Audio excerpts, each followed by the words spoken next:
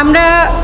মহিলা শিশু বিষয়ক মন্ত্রণালয়ের তথ্য আপা প্রকল্পে যারা কর্মরত আছি তারা 2018 সালে আমরা যোগদান করেছি এবং যোগদান করার পরে প্রকল্পের যেটা ডিপিপি থাকতো জাগথা প্রকল্পের প্রাণ প্রকল্পের বাইবেল যার মাধ্যমে প্রকল্প পরিচালিত হয় সে ডিপিপিতে আমরা লেখা দেখি যে ওইখানে স্পষ্টভাবে উল্লেখ করা আছে 5 বছর ধরে কাজ করার ফলে এইখানে যারা কর্মরত থাকবেন তাদের বয়সের সময়সীমাটা শেষ হয়ে যাবে এবং এদের সরকারি চাকরিতে প্রবেশের বয়স আর থাকবে না, যার কারণে সমপদ বা গ্রেড অনুসারে তাদেরকে